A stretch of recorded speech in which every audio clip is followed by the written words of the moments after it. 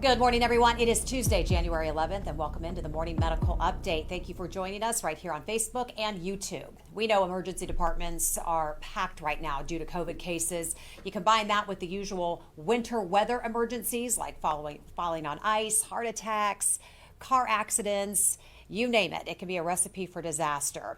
What do you do when winter weather comes, and how do you know when to go to the emergency department? That is going to be our focus today because we are trying to alleviate that surge right now. So make sure you get your questions sent in to us on YouTube and Facebook, and also email them to the Medical News Network. You can find links to those right there on your screen. But first, we want to check our COVID count this morning. Dr. Dana Hawkinson joins us. Good morning. Yeah. Hi. Hi. Numbers today, 119 active infections with 23 in the ICU. A good proportion of those on the ventilator, 16 are on the ventilator. We still have 45 in that recovery period. So we have a total of 164 active patients. Of those active infections, 13 are fully vaccinated. Unfortunately, we did have 2 deaths over the last 24 hours as well. A total of 15 deaths so far attributed to COVID-19 in January. And do we know if those deaths are unvaccinated? I know I'm just asking the question because I know the public's going to want to know. Do we know that information? No. No. I don't know. Okay. All right. We will get to reporter questions. Do we have any on the line right now? Okay, I do have one, though, from Fox 4 this morning from Cara. Question is, and Dr. Hawkinson, jump in, and Gail Schuetz, I'm going to introduce you here in just a moment, so you can jump in on this as well. But given that we are approaching record hospitalizations across the nation and in Missouri, how much longer do you think the medical system can hold out? Are we on the verge of a collapse? Dr. Hawkinson, I'm just going to start with you and let you take that question. Yeah, I think there's so many answers or complexities to this. I'll certainly let Gail give the final word. You know, I don't know that we're on the brink of collapse. I think certainly we have questions when we talk about medical care. Who can staff the beds? Do we have the nurses, the respiratory therapists to be in working so they can give that direct care to patients? We know that certainly a reduction in the time you have to be isolated will help our workforce that is home. That will help that. We also know that supply chain is another big component of that. Right now, we are not short on any of those really vital medicines and drugs that you need, either when you're here in the hospital on the regular floors or in the ICUs, but that is one thing we are always keeping an eye on. We know supply chains for many different industries are short-staffed right now, and so it's just hard getting those supplies to us. So, you know, there always is that chance. We always have to be concerned and weary of that. We know that we have had to cut back on some of our surgeries that are not emergent or are urgent to do. So we've done that recently. Dr. Stites has commented on that as well, and I'll just kind of leave that and let Gail answer any of the others and bring up any of those other specifics. Gail, good morning to you. She's the Assistant Chief Nursing Officer for Inpatient and Emergency Services here at the health system. We're so glad that she is joining us to talk all about this. So a collapse, that's a big word to use when we're talking about something that we all rely on and just assume is going to be there and stable. How do you see it? Yeah, I don't think we're on the verge of collapse. I think we're stretched, and I think the system is definitely in a place that we haven't been before, but we're being very flexible and teams are working together. And like Dr. Hawkinson said, we've reduced some surgical volume to try and control the volume of the hospital so that we do have the staff and the supplies and all the things that we need to take care of patients. But it is undoubtedly a very challenging time. We're working together with all of our teams, and by all of them I mean every single person in the health system, to pitch in and help out and make sure our patients are getting great care. So I like to avoid things like collapse and those catastrophic type words, because we really are working as a team and getting it done and pulling those levers to decrease volume where we can. And we can do more of that if we have to. Those are very, very challenging decisions and very, very painful. No one thinks their surgery is elective. People plan around those sometimes for months, most of the time for months. And So those aren't decisions we take lightly, but they are options on the table Sure. if the pandemic continues to surge like this. I don't know. That's your job daily, is to be working through those All- decisions. every and- minute of every day, all yes. day, I know. All right, so we're going to help the public understand how they can help, which is to help know when to go to the emergency room, when not to, and maybe how to just avoid it at all and stay safe. So we know that an estimated 1 million people slip and fall every year nationwide due to ice and snow. So between snow, ice, frostbite, emergency departments are swamped during and after winter storms here in the metro. So taking a look at these national numbers may help to explain why. Over 195,000 people are treated in the ER after a fall on the ice. About 28,000 suffer injuries from just shoveling snow and frostbite cases.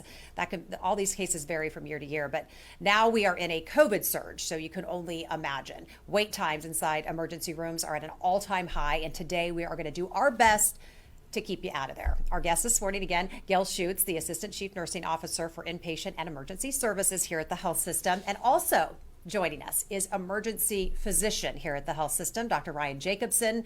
He is also EMS physician advisor and medical director of Johnson County EMS. So thank you both for being here. Good morning, Dr. Jacobsen. How are you?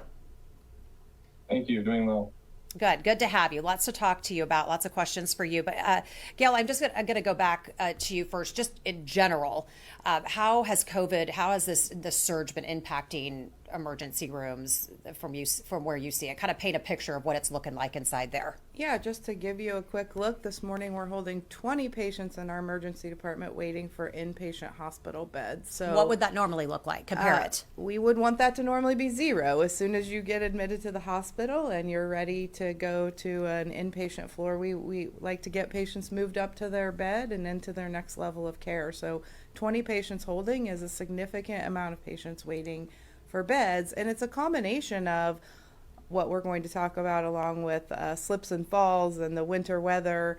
But winter weather also brings on a lot of viral illnesses, and it's just a busy time in the emergency department. So also with COVID being another viral illness that's just running rampant, that is just layered on top of an already busy season in our emergency department. So do you have big concerns, some concerns when it comes to now? I mean, today probably isn't a very good example of our winter weather that we see here in Kansas City, but we know it's coming. Yes, I think big concerns. It's a day-to-day, minute-by-minute challenge to make sure that our patients are getting the care that they need with the staff that we have. So with COVID, of course, we have staff out, and so less staff to take care of more patients is not a recipe for great days or easy days. So we're just trying to take it, really minute by minute. We'll get 15 of those patients got placed already this morning on the floor. So we're just constantly moving and trying to get the patients where they need to be. But it's challenging for sure. So staff is out. How is staff doing? How are they managing this surge? You talk to them, you see them face to face every day. What's their world like right now? Yeah, it's really hard for the staff. I think we're more than 2 years into this, and I don't think anyone envisioned this. And it's like running a race and running a marathon when maybe you thought it was going to be a sprint. Those are two very different training tactics. And so our teams are just tired.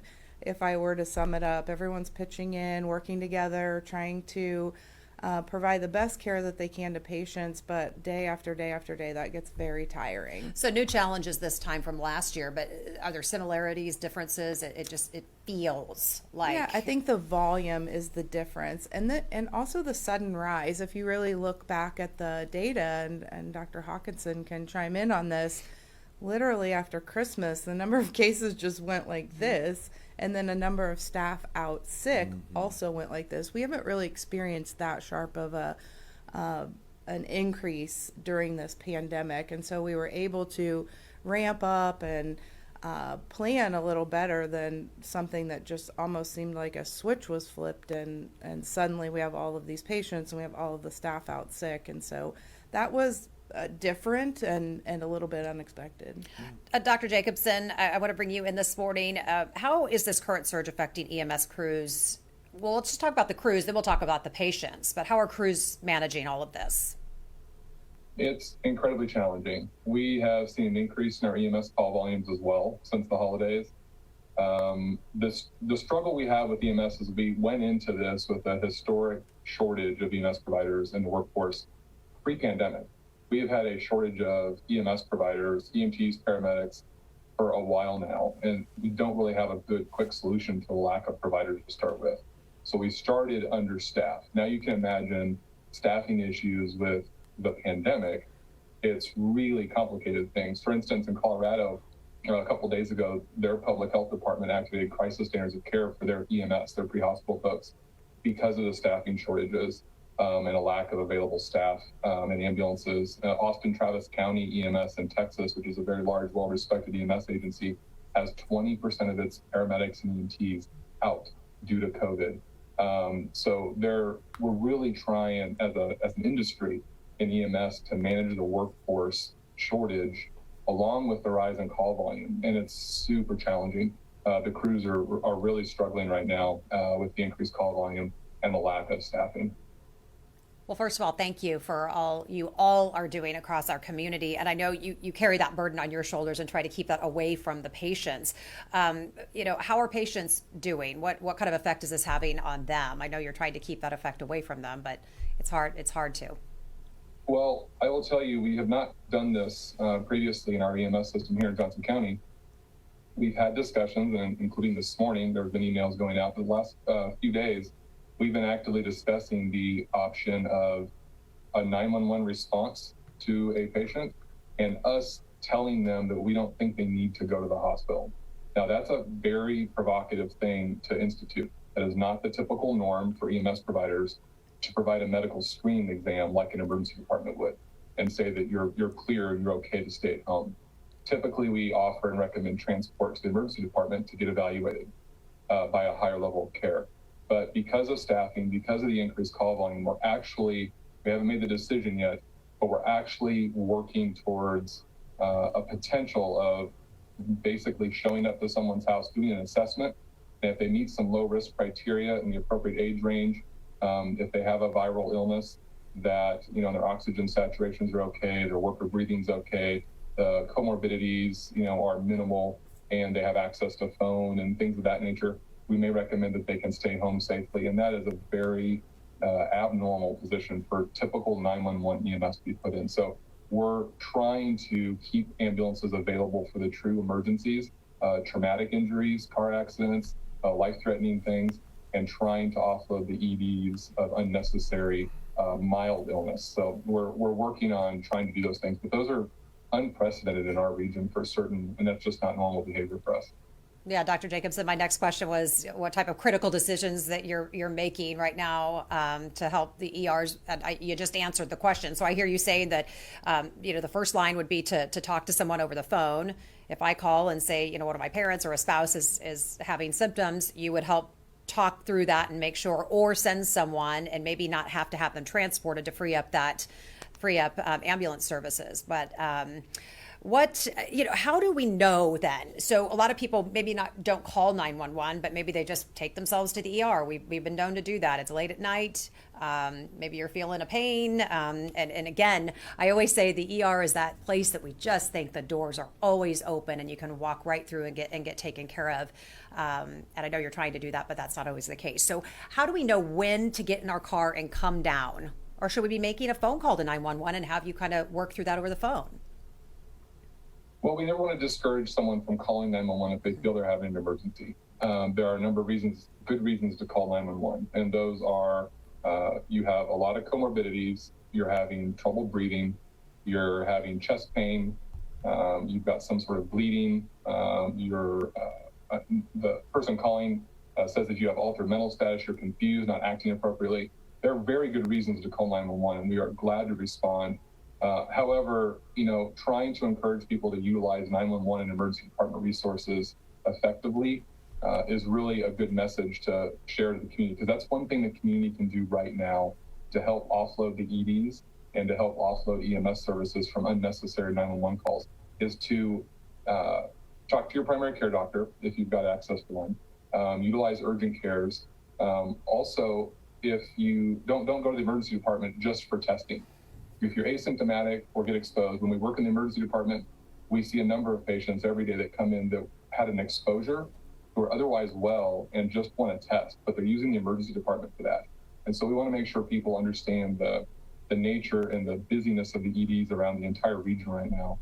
We are full to the max, and it's not just one hospital, it's all the hospitals. And it's really hard to take care of people with illnesses that are, basically asymptomatic or very mild that can be taken care of at home. What about quick care?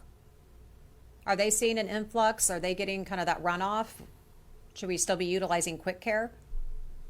I don't know what the volumes are there, but anything that offloads the emergency department, which we really want to maintain that critical infrastructure for life-threatening and time-critical diagnoses like heart attack, stroke, and trauma. And so anything that offloads the emergency department or the 911 system is a good opportunity to do that. And that's something that the community can help us out with.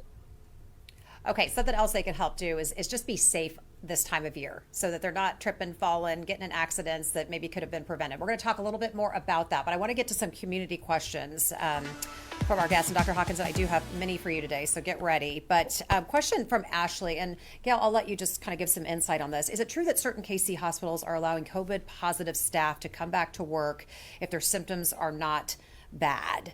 What do we make of this? And maybe you could just help us understand what that means, because I know those guidelines have changed as far as going back to work. What can you let us know about that? Yeah, sure. I don't know what all the other hospitals are doing, but I can tell you what we're doing here. And with a lot of discussion and critical evaluation of the science, we have decided to allow staff to return to work after they've been COVID positive if their symptoms are resolving and they have no fever or have taken fever-reducing substances within 24 hours. So they're relatively well when they come back to work. They may have a lingering symptom, but it's an improved symptom. And so we don't feel like we're returning people to work with COVID.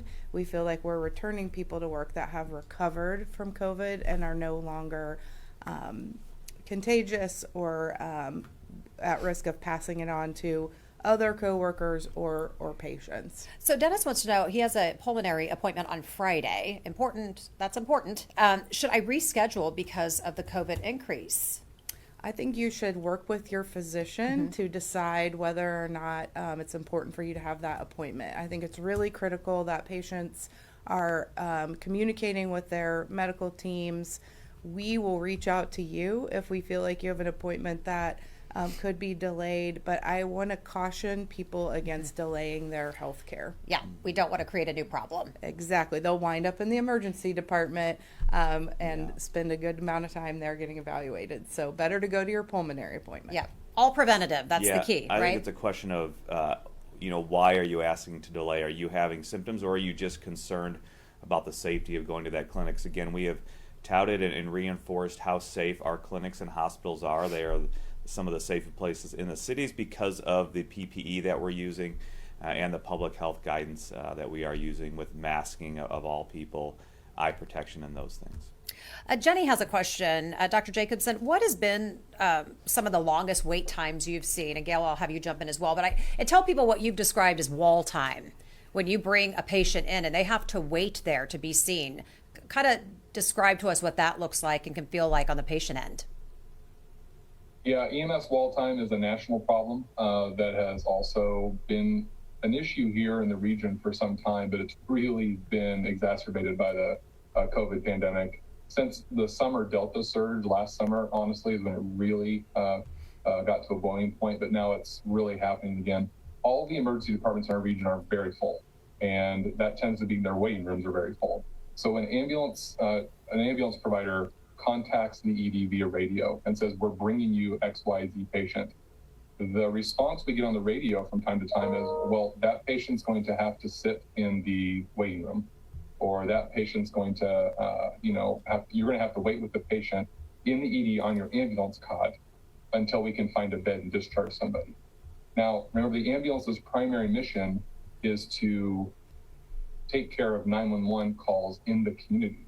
So when they're in the emergency department, sitting on the wall with their patient on the ambulance cot, waiting for an ER bed to open up, that takes an ambulance out of commission for the community to respond to a 911 call, and things like cardiac arrest, which are very time sensitive.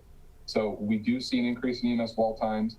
We have had a number of, we've had it up to 50 minutes of sitting on the wall in a hospital waiting for a bed to open where the ambulance couldn't offload the patient to the bed. So it's a terrible thing. It's not ideal. We don't like it. It's certainly less than our optimal way we operate in the EMS system here. But all the hospitals are kind of in the same boat now. We really have huge problems trying to get a patient to a hospital that can immediately take care of the need of that patient, depending on the criticality of them. Gail, if I walk into the health system's ER, what worst case scenario? How long might I wait? Oh gosh. I mean, you're always prepared to wait when you walk in the ER if you've got something that can Absolutely. wait. But Yeah, and I think that's the key in what we're talking about here today is if you have a critical illness, if you have trouble breathing, if you're having a heart attack, you're going to not wait. You're going to be seen immediately. Within a few minutes of arriving at the emergency department, you will be triaged. So a nurse will talk to you about your symptoms and what's going on with you and make that decision about whether or not you need to be seen immediately or you can wait. And so if you come to the emergency room with a sore throat, you may wait a lot of hours. It could be 2, 3, 4, 5 hours waiting. It just depends on how many of those critical patients are coming in. It depends on the time of day. It depends on the day of week. I mean, there are a lot of factors in there, but it is not an efficient process for patients to come to the emergency room for non-emergent care. where other There's sick just- people are as well. Right, there's Stay other home. sick people, and you will wait. There's nearly no time of day that you're not going to wait if you have a sprained ankle or a sore throat or something like that. So seek medical care at those other, we have an abundance of places where you can go to get care, work with your primary care physician and figure out the best level of care that could keep you out of the emergency room and avoid that wait, because it's really not a pleasant experience for anyone to wait for a long time. While you're sick, right? Yeah. I'd rather be cozy in bed. Okay, so we have a very loyal viewer, Dr. Hawkinson. Yeah. He's in Australia, and it's 1 a.m. his Oh, time. gosh. So I have got to get to his question for sure. He may Yeah. need to get to sleep. Have we? Could you comment a little bit on just wearing glasses as protection in public? Just due to Omicron, a lot of people think because it's easier to get that maybe Yeah. with glasses add that extra layer. And I don't know what kind of glasses he's talking about, but any sort of protective eye gear, would that help? And I had this question from a physician here recently. So in the healthcare setting, it is recommended that you use eye protection. And eye protection is not your typical glasses, but it is protection or glasses that have top and side areas to help block. You can kind of see that here. It's frustrating for some of our physicians that do wear glasses because they need additional eye protection, or it's that full face mask. Again, eye protection along with the mask. In the public, it really hasn't been endorsed or recommended by the CDC, but certainly you can. Now, there also has been some data long ago about is there a possibility that just typical glasses or sunglasses may help protect and reduce the chance of getting some of those viral particles into your eye. That is certainly a possibility, but for the general public, there is no real recommendation on using eye protection, but you can certainly do that. That will be one more thing to help reduce your risk. Again, in all of these risk mitigation strategies, we're talking about not just one thing, but a combination of those things to reduce your risk. But certainly here in the healthcare system, we do have specific visors for use, or people also can bring in their own. You know, Dr. Stites has talked about how he got his on Amazon. I got mine from a colleague who got it at Lowe's or Ace Hardware or something like that. So there are a variety of options there to use. You certainly are welcome to do that when out in public. That will be one more step to help reduce your risk. Doc Hawk, Rhonda also is asking if you could just comment on cloth masks. Unfortunately, she says she's the Yeah. only person in her workplace Yeah. wearing a mask. So should she be doubling up? Since she's the only one, should she go to the next step? So this has taken a lot of hits and debate lately. Again, right now the CDC, their guidance is more important than the mask itself, is the fit of the mask. We do know that there are differences in filtration and blocking between cloth masks, and when we say cloth masks, when we're talking about masking, we are talking about those 2 to 3 layer cloth masks, not those thin 1 layer masks such as gaiters or something of that nature. But you have to make sure it is 2 or 3 layers. We know that there are differences in filtration, the ability to block particles either expressing into the environment or if you're inhaling. Certainly those cloth masks, those 2 to 3 layers, would have less of an ability than the surgical masks, but also those would be less than the N95s. We know the CDC is reviewing all of the data right now, possibly going to be making an upgrade to data about using, especially in the healthcare setting, we do use N95 masks when caring for COVID patients, but again, those N95 masks are fit tested as well, so there is that there. I also saw the article today in the Washington Post that said that maybe 60% or more of the KN95 masks that you're able to get in the United States are counterfeit. Not exactly sure what that means, but again, anytime you're buying in the store, you're unsure of the vetting and validation process of those masks. So the answer is, right now the CDC recommendation is to use that 2 to 3 layer cloth mask, or a surgical mask, or an N95 or KN95 mask. We do understand the differences in filtration, but the important part of that is the ability to have that snug fit around the tops and sides of the mask as well.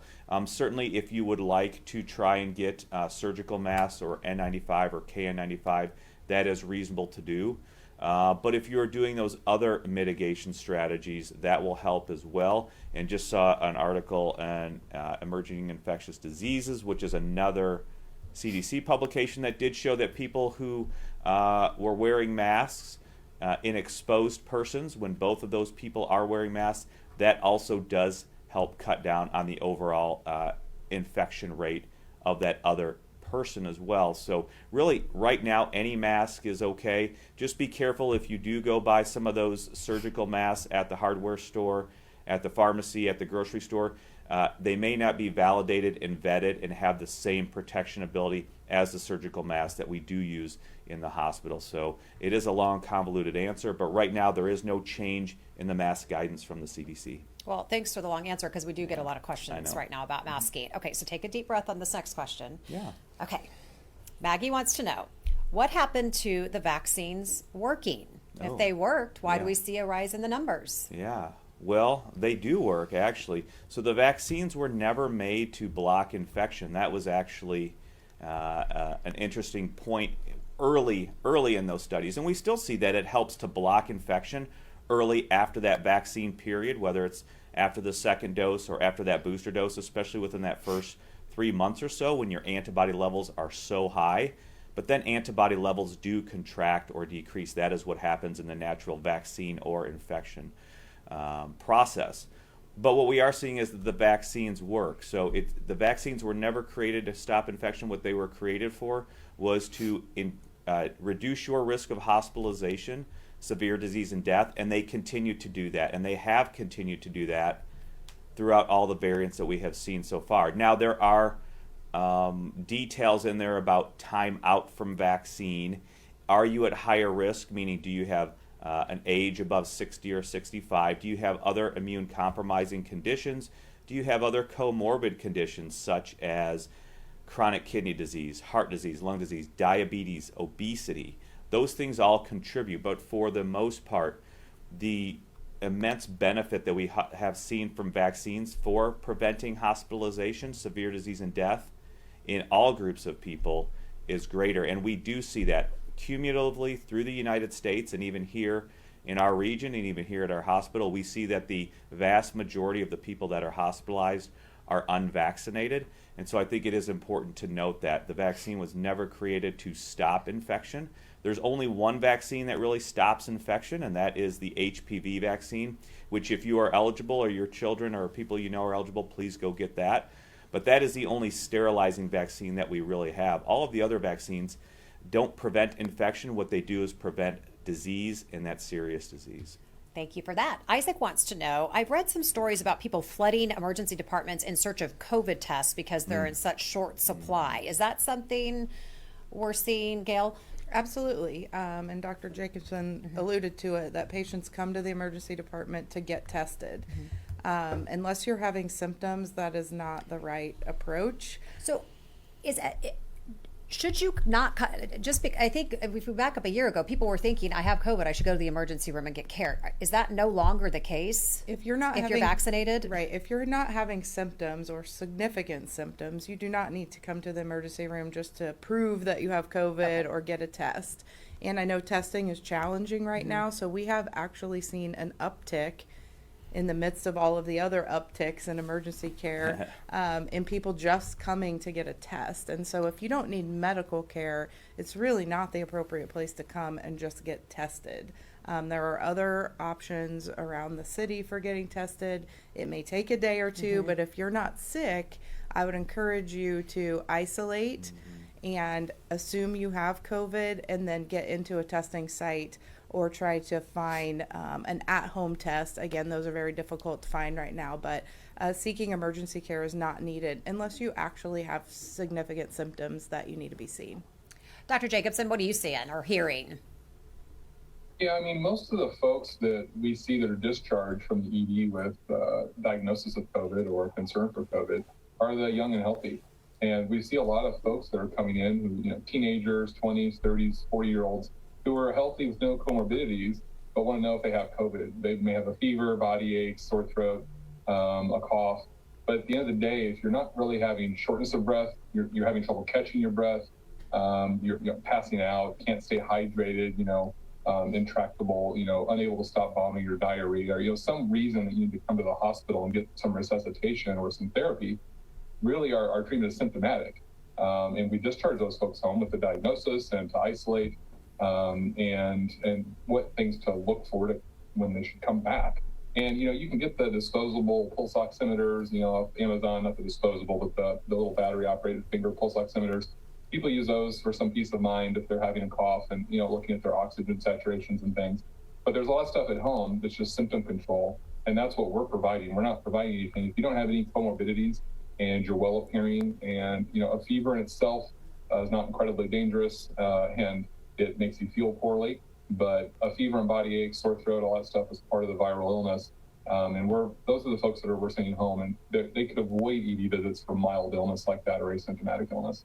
So Jim has a question. Just if Omicron has been said to be less severe with the symptoms, why are we seeing such a surge of people? Why are they coming if the... Yeah, I think people are nervous. Okay. I think they worry that they could get sick very quickly.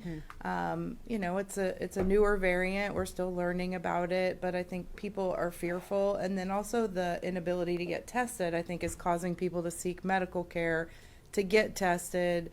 And again, I think people just want to get checked out. You hear you have COVID and that it's scary. Well, and if you're unvaccinated too, you don't know absolutely. Where it's headed. So. And lots of people do have comorbidities, regardless of your age. And so I think people want to come and get checked out, but it's just, it's flooding our emergency department with people that probably don't need to be getting checked out or could see their physician. Dr. Hawkinson, you had a follow-up to a previous question. I want to answer that first question about Omicron. I've gone on the record, and certainly Dr. Stites and I don't necessarily see eye to eye to that. I think the narrative and the story that's been portrayed that Omicron is less severe, I think, is wrong.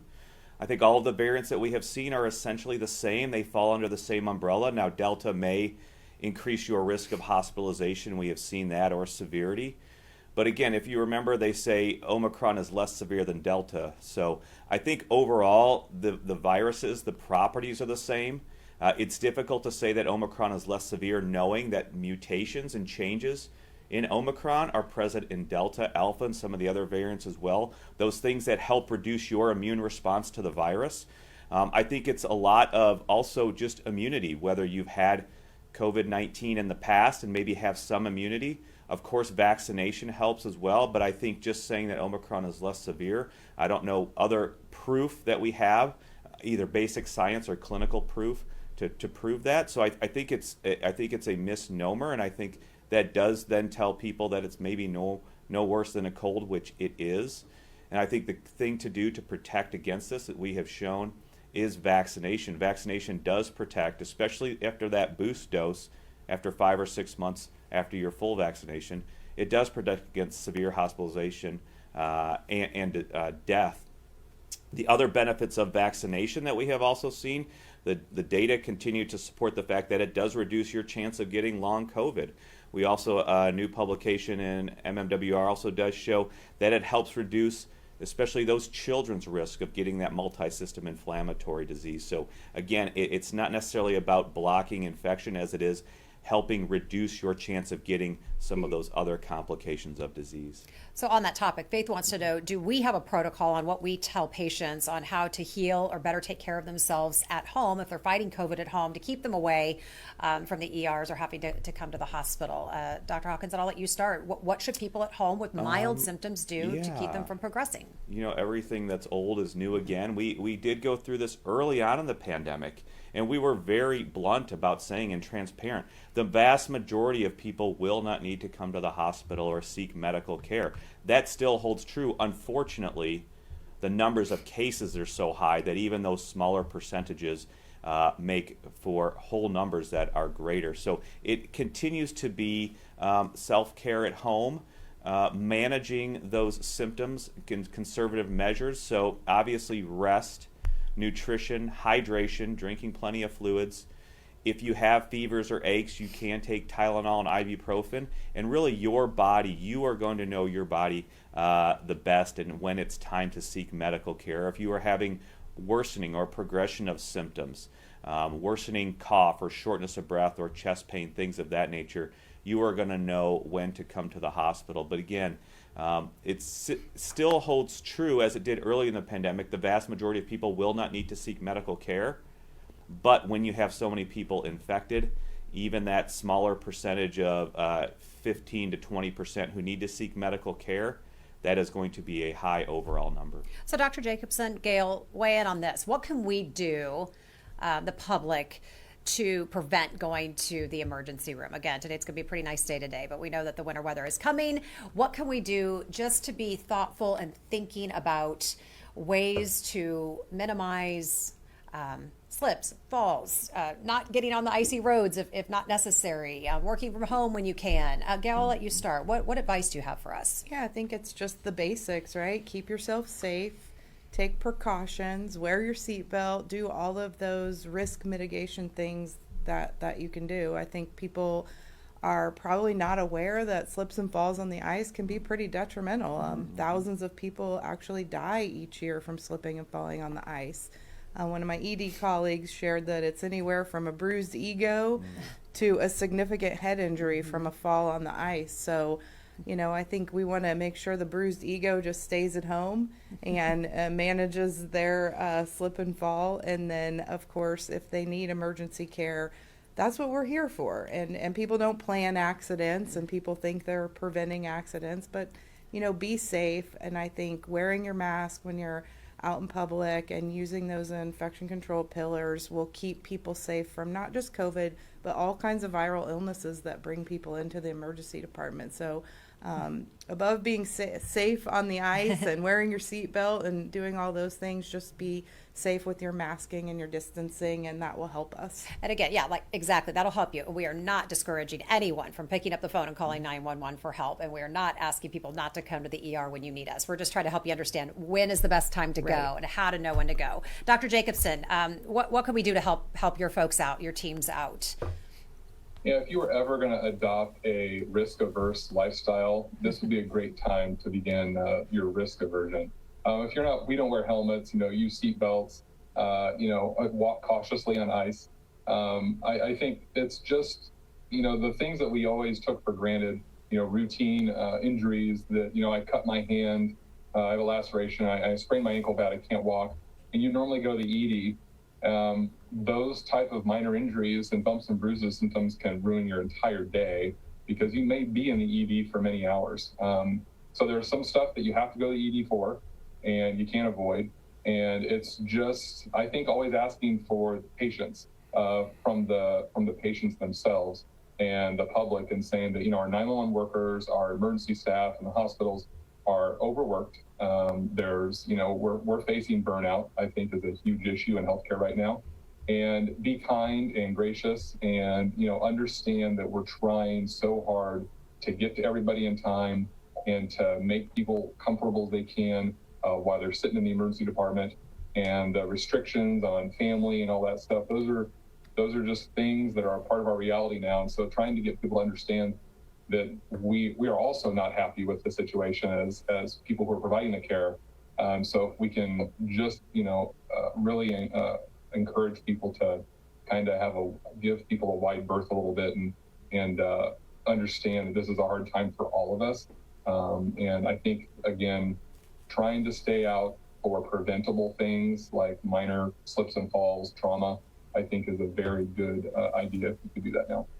All right, good advice. Dr. Hawkinson, Lesko has a question specifically for you. Can you comment on the potential natural immunity level in the community at this point? Yeah. I can't comment on what it would be.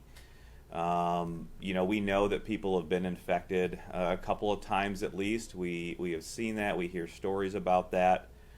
I don't have a good answer for you as far as proportions or fully vaccinated. We know that in the United States, I think it's about 62% maybe that are either fully vaccinated or have received one dose. Overall, I think the proportions are low. Natural immunity, as far as what we are seeing, is that it really doesn't hold up as far as neutralizing antibodies and the ability to protect against disease, as does, say, someone who has been vaccinated. Also, we know that if you've been infected before and not been vaccinated, there is differences and there is heterogeneity in what will happen with the second time. Where some people may do much better and have no symptoms. Some people may have the same exact disease, and other people may have more severe disease. Also, what we know is that if you have been infected and you do have that vaccine dose, that you have more of a hybrid and probably the best immunity that you have developed with your immune system. But overall, as far as rates, I can't necessarily comment. I think it does help. But really, the bulk of the data and information would show that people can have different outcomes even if they have been infected before and done well. They can have the same, worse, or better disease process than they did the first time. Great questions, and we're going to try to get to some of these tomorrow, but I'm going to give the last one to Gina. Dr. Hawkinson, if a friend of hers had a positive over-the-counter test but a negative PCR test, should she avoid them, and for how long, if so? Yeah, I mean, we do know that some of the tests have given false positives. We've seen those in the media. Certainly you can Google and see if that test in particular has been one of those that may have had a bulk of false positives. But I think if somebody is symptomatic or if they know they have been exposed to somebody with COVID-19 and they do have a positive at-home test, I would consider that a positive, and kind of, if you can, try to avoid or do those mitigation strategies. I think that would be the smartest thing to do. It's hard to talk always on some of these discordant results because there are some details in there that we just don't know about. So could that just be a random positive, or should they get retested? Again, I think if you have been exposed to somebody who you know has COVID-19 or you are symptomatic, I think you actually should treat that out of an abundance of caution as a true positive. Makes sense. All right, let's get to our final thoughts today. Such a great conversation. Glad you were with us. Dr. Jacobsen, I'm going to let you get us started.